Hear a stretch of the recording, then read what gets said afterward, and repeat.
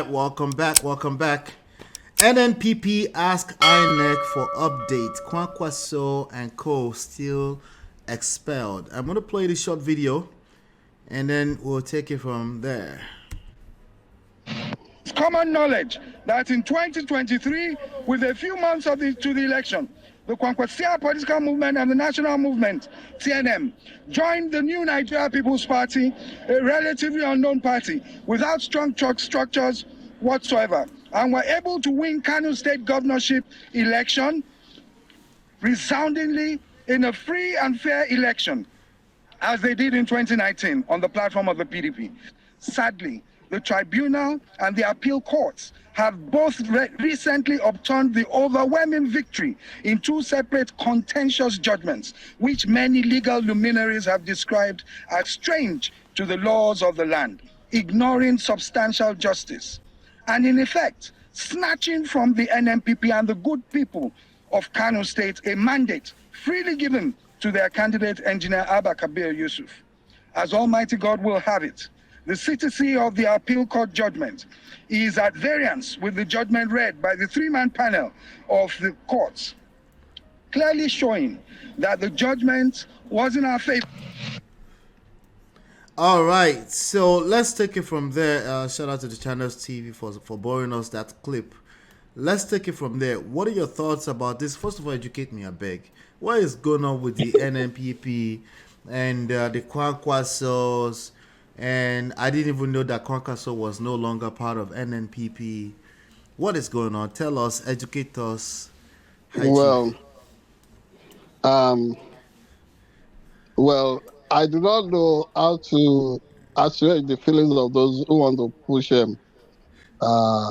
Malam Rabiu Kwankwaso out of Nnpp now. Because you take Kwankwaso out of Nnpp, or they instigate a situation in which...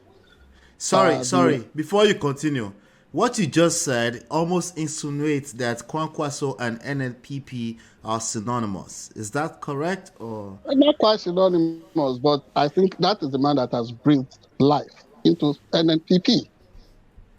Like that individual you are quoting, because he said there have been rulings that did not serve substantial justice. But since the ruling last week by the Supreme Court, you find out that substantial justice has been restored, has been done. And Nnpp now has in its firm grip. Has the Kano in a firm grip. So that matter is settled. But back to the issue of trying to say that Kwankwaso is not a member of Nnpp. That in itself is ludicrous and absurd. Because you're saying it's blasphemy. Yeah, I look at it as a misjive, political misjive. It's like throwing punches on the wrong target in a boxing bout. So the truth of the matter is that without Rabiu Kwankwaso and his fellow travelers, his political disciples, I doubt if anybody would have known anything called Nnpp, like that person said. And I'm not trying to be partisan, but that is just the obvious truth. So these individuals, they suddenly woke up. It's almost like doing what the surrogated Labour Party leadership, the one that is suspended, the one led by Apampa, the one led by Apampa, is like what they are suspected of doing, having to kiss up to the ruling party, their minders, and then behaving like Judas Iscariot to debase and maybe destroy the very soul of their party's existence. That is not a place. That is not a place to be to play the role of a traitor in your political family. It's not. So, if they push Kwankwaso out of Nnpp, if the governor, the governor of Kano State decides to be a true disciple of his master. You see, this is going to give me the opportunity of talking about Godfather and what are mentors and mentees today. The deal is that if the governor of Kano State decides to go with Rabiu Kwankwaso, then where would Nnpp be? If they had decided to be cowed, intimidated by these people saying, oh, Kwankwaso is not a member of their party and trying to just destroy the multi-party democracy we have in Nigeria, trying to please at all costs the ruling party, what will remain of Nnpp? We need this multi-party experimentation to continue to thrive, to survive. So it is pointless and almost an exercise in futility to want to push Rabiu Kwankwaso out of that place. You see, people forget morals. They just want to latch onto points of law at times. I'm a lawyer in training too. So I can say this, that there is always a place for your conscience. You know the truth. And then trying to rigmarole, trying to do the delicate rope dance like you are a character in what was it, Jonathan Swift said, Gulliver's Travel. Does not help anybody, does not help the growth of the country in the final analysis. It does not. They know that before the coming of Rabiu Kwankwaso, or what they call the Kwankwasia movement, Nnpp was virtually non-existent. They now said, oh, apart from the founding father of that party that can stay, Rabiu, it's almost a case of you double me, I tackle you. It's almost like you fire me, I fire you. You have crossfire there. That is what they are doing to themselves in Nnpp. But thank God, the only lifeline that Nnpp has is in the hands of Rabiu Kwankwaso. So all these people should shift their sword, maintain a united So front. question for you, Chief. Could that have been a faulty setup in the first place? Why would the power and the setup of everything be in the hands of one person? See, nothing is even left in the hands of one person.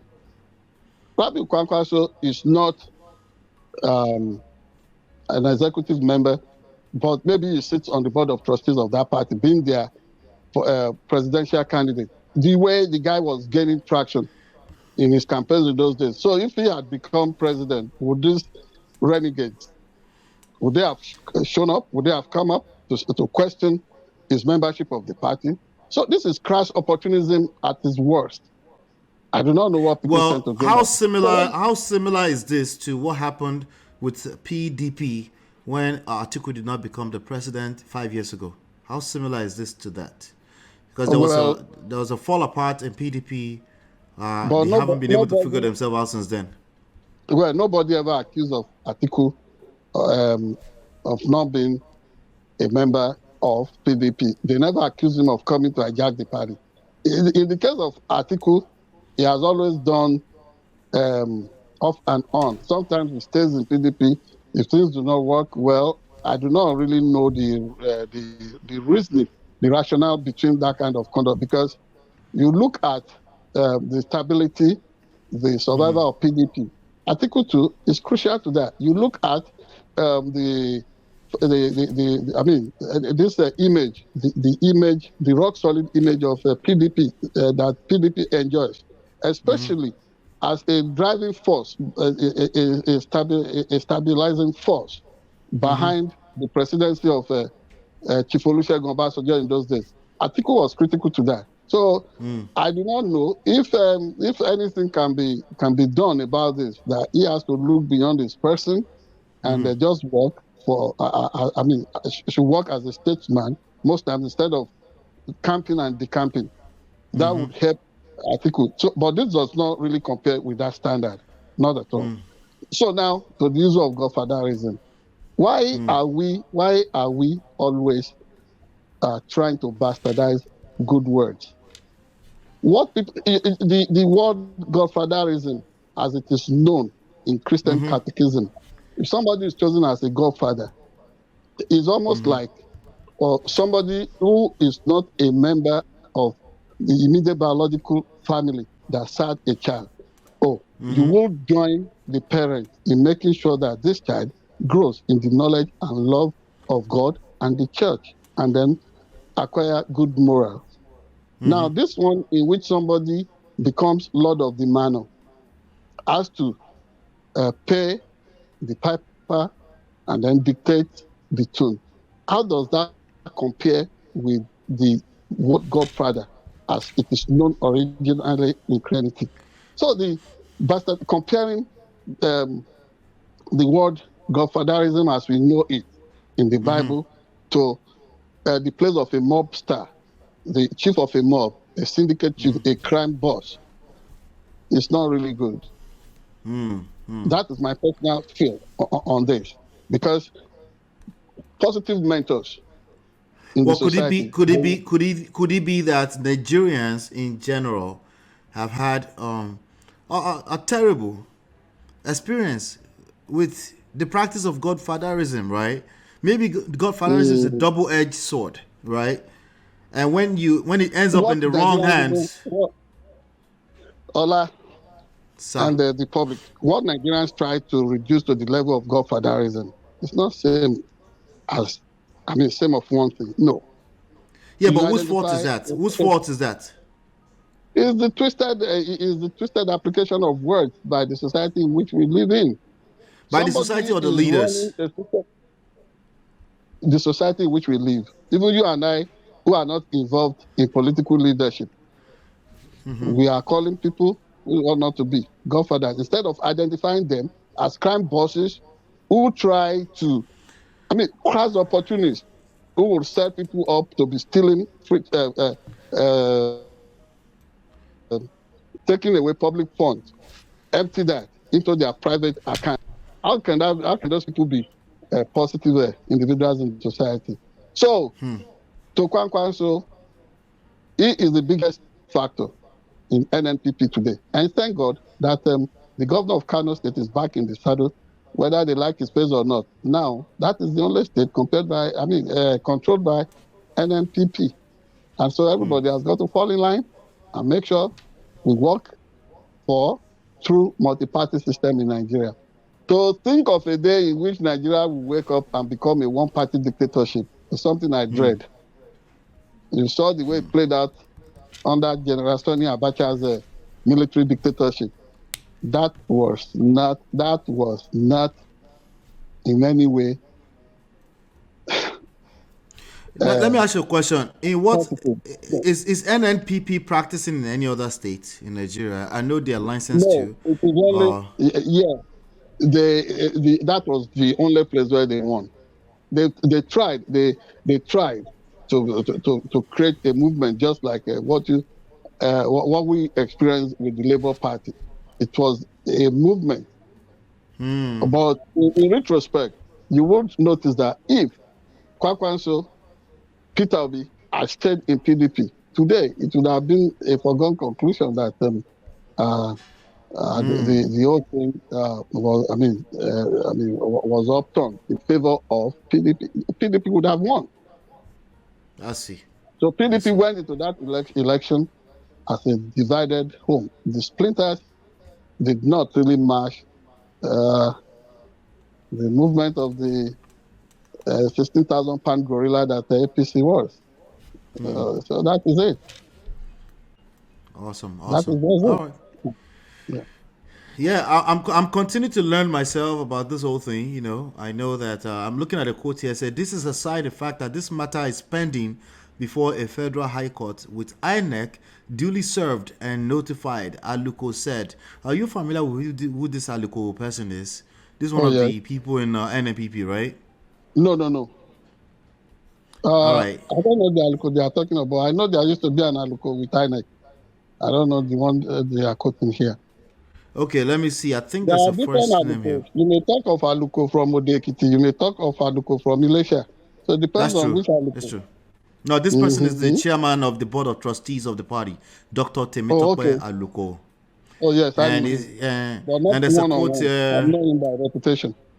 Okay. There's a quote here from Arise News. Says the faction in a statement issued on Saturday by the chairman of the board of trustees of the party, Dr. Temitope Aluko, also urged the media to respect the Nnpp constitution by recognizing only officers duly elected by the party's constitution.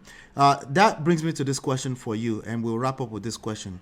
What is the responsibility of is it the Supreme Court or the Appeal Court? I'm not sure which one is it. To help these people to figure out, because once they start dividing into factions, the court will not help anybody. It's just about interpreting the laws. Politicians are funny people. Look at the way they are throwing stuff around, or even cautioning the media. That is not their place. The media. I always laugh at that. Yeah, journalists are not fools. We know the name of the game. Like media are your mates. I always laugh at people that try to control media. That's right. Everybody can teach journalism, but everybody is not a journalist, and they have no clue as to what they are talking about. So, like they said, you just know. Like I've just told you, as a journalist too, there was no. There was no consequential presence for Nnpp before Kwankwaso joined that party. That is just the simple matter of conscience that everybody should deal with. So, yes, when the courts also give their verdict, we will see.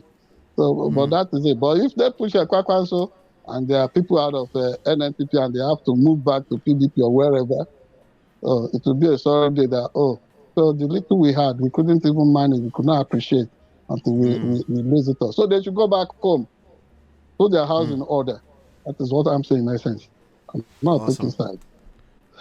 Love it. No taking sides, though. Do us a favor. We're working, we're consistent. This is the fourth of its kind.